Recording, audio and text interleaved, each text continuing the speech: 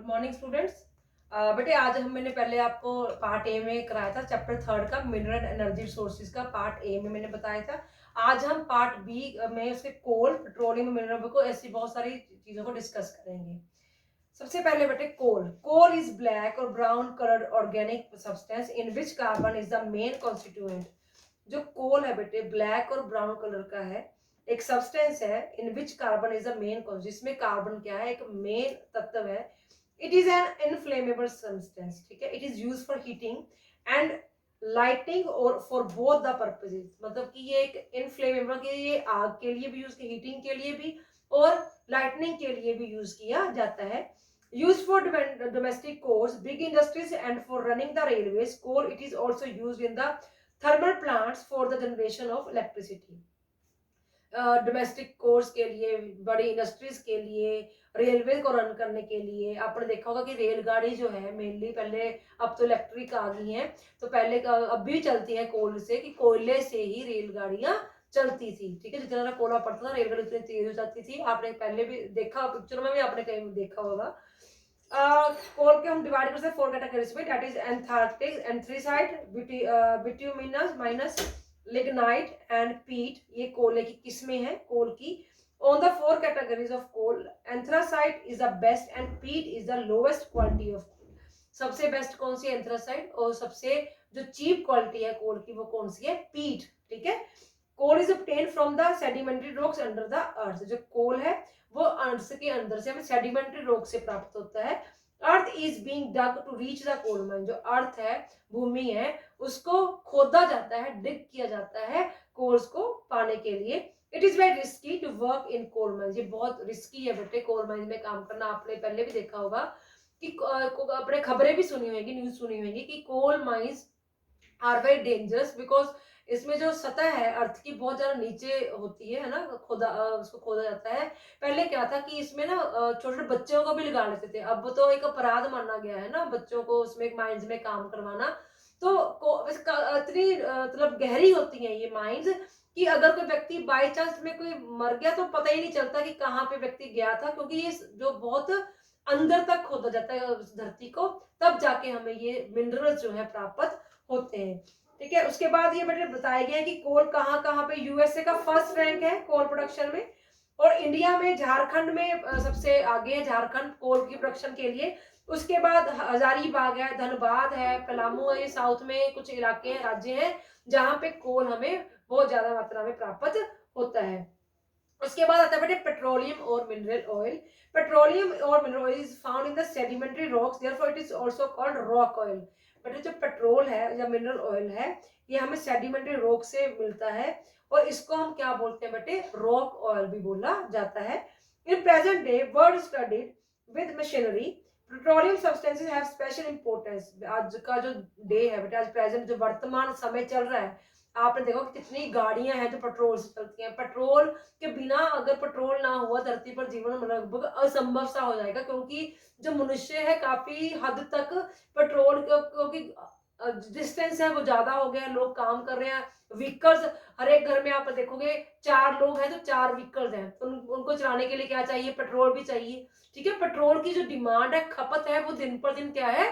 बढ़ती जा रही है, पोल्यूशन भी बढ़ता जा रहा है। और जो पेट्रोल कहते हैं कि अगर इस ढंग से यूज होता गया या व्हीकल्स हमारे ऐसे ही बढ़ते गए तो पेट्रोल की एकदम क्या आ जाएगी, आने वाली जनरेशन को बहुत तंगी आ जाएगी कि उसमें गाड़ियां चलना संभव नहीं हो पाएगा। परंतु फिर भी हमारे जो साइंटिस्ट है, वैज्ञानिक है, कोई ना कोई ऐसे खोजते हैं ताकि भविष्य में आने वाले जो जनरेशन है उनको किसी भी मुश्किल का सामना ना करना पड़े। इसलिए साइकिल को ज्यादा आजकल प्रेफरेंस दी जा रही है कि आप पेट्रोल को बचाएं जितना बच सकता है, कि अगर आपके पास चार गाड़ियां तो एक गाड़ी का ही प्रयोग करो, है ना। तो ये सब चीजें पेट्रोल को बचाने के लिए सरकार भी बहुत सारे कदम उठा रही है। पेट्रोलियम को बेटे लिक्विड गोल्ड भी बोला जाता है, तरल सोना जिसको आप बोलते हो, कि ये महंगा भी तो इतना है। जैसे आप देखो दिन पर दिन पेट्रोल का क्या रेट था, कितना रेट बढ़ गया है ना। Oil is used in many machines, automobiles, industries, all the means of transport from scooter to aeroplane depend on mineral oil only. Although the reasons behind its accumulation in the rocks are not fully known, yet it is assumed that it is an organic substance which comes from decaying and decomposing of plants, animals, and other creatures in the sedimentary rock. The oil which is extracted from the earth can not be use directly. जो हमें बेटे oil है ना, ये जो petrol है हमें प्राप्त होता है मिनरल ऑयल, और जब धरती से अब इसको निकलता है तब ये इसका शुद्ध रूप नहीं होता, ठीक है, इसमें बहुत सारी इंप्योरिटीज होती है। इसको क्या बोलते हैं हम, इसको मतलब कि क्रूड ऑयल बोलते हैं, क्योंकि हम इसको डायरेक्टली यूज नहीं कर सकते। क्रूड ऑयल मीन्स कि इसको धरती से जिस फॉर्म में ये निकलता है, जिस रूप में ये निकलता है, उसको हम डायरेक्टली यूज नहीं कर सकते। उसको हम क्या बोलते हैं, क्रूड ऑयल। इसको फिल्टर करके ही पेट्रोल को आगे यूज किया जाता है। This crude oil is refined and categorised in the oil refineries. बड़ी बड़ी ऑयल रिफाइनरीज हैं जहां पे ये ऑयल को रिफाइन किया जाता है। रिफाइन क्या होता है बेटे, शुद्ध करना, प्योर करना, ठीक है। इस तरह से बहुत सारी ऑयल रिफाइनरी है जिसमें इसको शुद्ध करने के लिए भेजा जाता है। उसके बाद बेटे ये आगे की मेनली बेटे ऑयल दुबई में है ना मिलता है। आपको पता है दुबई में इसकी बहुत ज्यादा खानियां हैं और पेट्रोलियम की। कुवैत है, बहरीन है, सऊदी अरब है, ईरान है, इराक है ना, और यूएसए, रशिया में, चाइना में भी ये भी गुड रिसोर्स है इसके ऑयल के। परंतु ज्यादातर ये मिडिल ईस्ट कंट्रीज जो है वहां पे पाया जाता है। The position of India regarding petroleum production is not very sound. India में जो पोजीशन है पेट्रोलियम की वो ज्यादा अच्छी नहीं है, क्योंकि पेट्रोलियम के जो सोर्सेज हैं, जो भंडार है, वो बहुत कम मिलते हैं बेटे इंडिया में। हमारा जो पेट्रोल है वो बाहर देशों से ही इंडिया में आता है, एक्सपोर्ट किया जाता है उसको, सॉरी इंपोर्ट किया जाता है, फिर उसका यूज करें, क्योंकि बहुत इसलिए वो पेट्रोल क्या है बहुत ज्यादा महंगा है, क्योंकि हम इसका इंपोर्ट करते हैं, एक्सपोर्ट नहीं करते। अगर एक्सपोर्ट तब होगा जब इंडिया में इसकी भंडार बहुत ज्यादा होगा। उसके बाद इसमें बेटे आपको बताया गया कि कहाँ कहाँ में, जैसे दिग्बोई है ना, अहमदाबाद है, बारमेर है, मानभूम है। इसमें क्या है, ये chief mineral oil producing areas of or countries है। उसके बाद है natural gas. Natural gas is produce from the petroleum products. जो नेचुरल गैस है ये पेट्रोलियम प्रोडक्ट से प्राप्त होती है, हमें प्रोड्यूस होती है।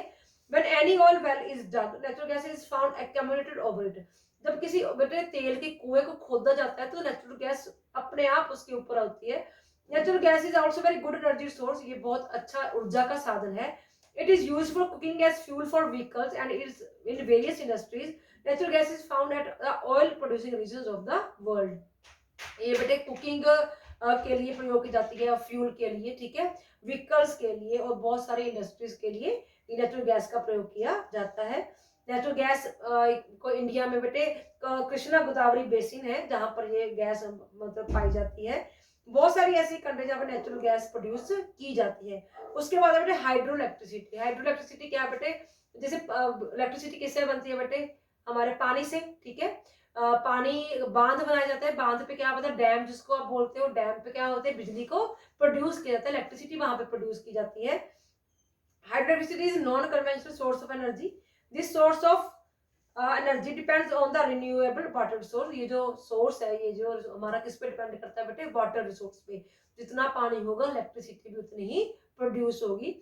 Electricity is produce mainly by two method, one from water that is hydroelectricity and other from burning of oil or coal in thermal plants.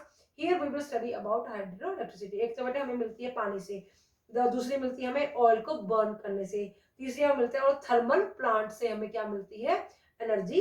ये जो इलेक्ट्रिसिटी है वो प्राप्त होती है। What is a free and renewable source.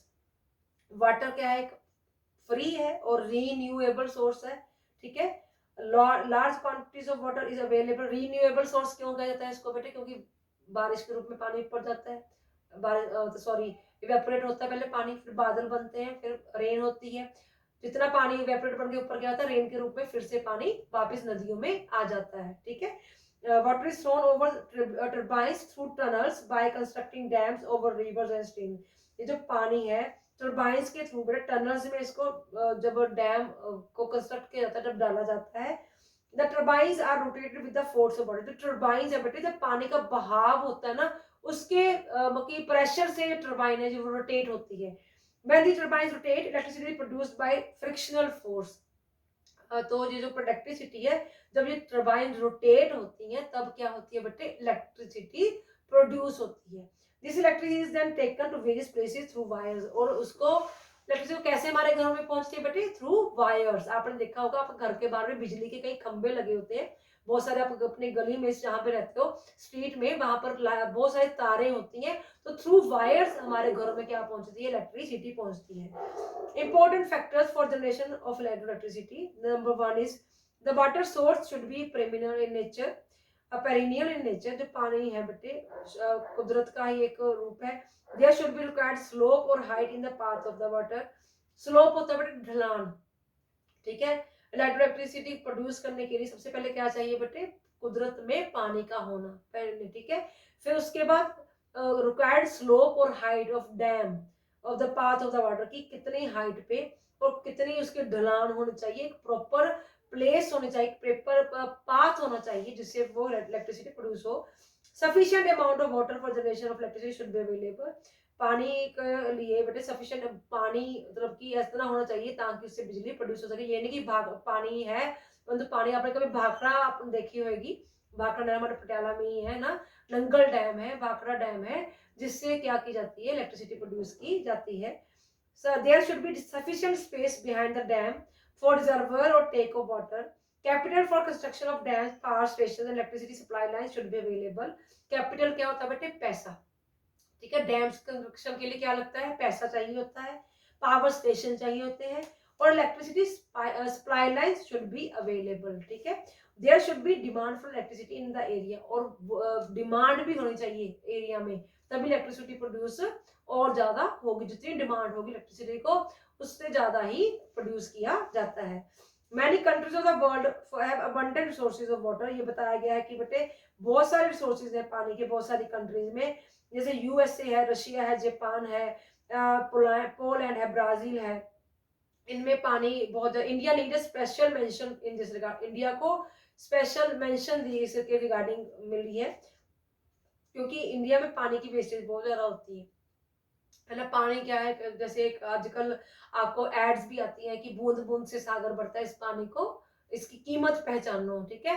कि अगर पानी की शॉर्टेज होगी तो एक पानी है, पेट्रोल है, ये ऐसे कुदरती भंडार है कि अगर इसको ये समाप्त हो गई, इसकी दोबारा इनको रिन्यू करना क्या है, मुश्किल है, ठीक है। ये दोबारा से रिन्यू नहीं होंगे, इसलिए इसका सोच समझ के ही प्रयोग हमें करना चाहिए। आप देखते हो कभी शैंक पे खड़े हो, टैप चल रही है, मुंह धो रहे हो या हाथ धो रहे हो ना, मतलब इन चीजों का अवॉइड करना चाहिए। जितना पानी की जरूरत है उतना ही पानी को यूज करना चाहिए। India is producing 1% of elasticity of the world. India को है बेटे सिर्फ 1% हाइड्रो इलेक्ट्रिसिटी वर्ल्ड की प्रोड्यूस करता है। Hydro electricity in India constitute 37% of total energy resources. It shows that hydroelectricity has special significance for a country like India. There is no shortage of water resources in India. These water sources are available in the form of rivers and streams. These can be divided into following categories. कहते हैं India में चाहे पानी की अभी shortage नहीं है, क्योंकि रिवर्स के रूप में और या स्ट्रीम्स के रूप में हमें पानी बहुत सारे ऐसे सोर्सेज हैं वाटर के जो हमें प्राप्त होते हैं। Reverse and streams of Himalayan north, सबसे ज्यादा पानी की बटे जो है वो हिमालय में है, नॉर्थ इंडिया में, उत्तरी भारत में। River and streams of south India में the north Indian rivers, that is Ganga, Brahmaputra, their tributaries. Tributaries होते हैं बेटे उनकी सहायक नदियां। Due to melting of snow flow throughout the year, क्योंकि जो स्नो है बेटे हिमालय से जो पिघल के इन रिवर्स में पूरा साल उनको भरी रखते हैं, क्योंकि धीरे धीरे जो बर्फ है वो मेल्ट होती है, स्नो मेल्ट होती है, और जो हमारी नदियां हैं वो पानी से फिर से भर जाती हैं। They have a lot of capacity to generate electricity. These North Indian sources of water have more than 78% of the potential hydropower electricity of India. On the other hand, the South Indian rivers are rain-fed. These have only 21% total potential hydropower capacity of the country. बेटे जो south India में ना, ये जो पानी है north में तो ये क्यों है, मानसून की वजह से है। साउथ में मानसून होते हैं तो वो ना जो साउथ के लोग हैं वो खेती कैसे करते हैं, एग्रीकल्चर कैसे करते हैं, उन पानी को ना, उस पानी को जो रेन का वाटर होता है, बड़े बड़े टैंक लगाए हुए हैं, उनको सेव कर लेते हैं पानी को। उसके बाद वो उस पानी को स्टोर करके वो उससे अपने पानी का यूज करते हैं, क्योंकि वहां पर जितना इंडिया में, नॉर्थ इंडिया में जो बर्फ स्नो मेल्ट हो रही है उससे हमारी जो नदियां हैं वो भरी रहती है, जिसकी वजह से ना पंजाब जो है एक इकोनॉमिकली आर्थिक तौर पर एक बहुत खुशहाल राज्य है, क्योंकि हिमालय की जो नदियां हैं पूरा साल भरी रहती हैं, और जब बारिश आती है तो हिमालय से जो मिट्टी है वो यहाँ प्लेन्स में आके बिछ जाती है। प्लेन्स मतलब होते हैं बेटे मैदानी इलाके, जिसकी वजह से जो हमारा पंजाब है वो आर्थिक तौर पर क्या है, बहुत ज्यादा खुशहाल है। उसके बाद आते हैं बेटे बहुत सारे मल्टीपर्पज प्रोजेक्ट्स लगते हैं, जैसे these project fulfil the following objectives. उनके मेन ऑब्जेक्टिव्स मतलब कि उनका जो एम है, उनका जो उद्देश्य है वो मल्टीपर्पज प्रोजेक्ट से पूरे होते हैं। जैसे कंट्रोल फ्लड, बाकी डैम बनाते हैं बेटे, डैम से क्या होता है, फ्लड कंट्रोल किए जाते हैं। कंट्रोल सॉइल इरोजन, बाकी मिट्टी का जो कटाव है वो बचता है। जनरेट इलेक्ट्रिसिटी, इलेक्ट्रिसिटी जनरेट होती है। कैनल्स फॉर इरिगेशन, सिंचाई साधन बनते हैं। Development of fisheries in the lake और रिजर्वर, बाकी मच्छी पालन बढ़ता है। डेवलपमेंट ऑफ टूरिज्म, इससे क्या है, टूरिज्म भी डेवलप होता है। अदर एनर्जी सोर्सेज क्या है, in spite of electricity the solar energy, wind energy, geothermal energy and atomic energy are also being used as energy sources. But ये बहुत सारे एनर्जी सोर्सेज हैं जो वेरी वेरी इंपॉर्टेंट है। जैसे सोलर एनर्जी, आजकल देखो आप घरों में भी सोलर एनर्जी का प्रयोग होने लगा है। घरों में बड़े बड़े इलेक्ट्रिसिटी की बजाय वो इलेक्ट्रिसिटी एनर्जी को बचाए वो सोलर एनर्जी का यूज करते हैं। आपने देखा होगा घरों में बड़े बड़े प्रोजेक्ट लगे हुए हैं, स्कूलों में लगे हुए हैं, हमारे स्कूल में भी लगा हुआ है सोलर एनर्जी का। ठीक है, जिससे क्या है, प्रोड्यूस हमारी जो इलेक्ट्रिसिटी है वो प्रोड्यूस होती है। ठीक है बेटे, ये आपका ये जो चैप्टर है ये कंप्लीट हो गया। ठीक है, आई होप आपको समझ में आया होगा। आप इसके क्वेश्चन आंसर्स थॉरोली और इस चैप्टर को थॉरोली रीड करो, तभी आपको समझ में आएगा। Okay, goodbye and have a nice day.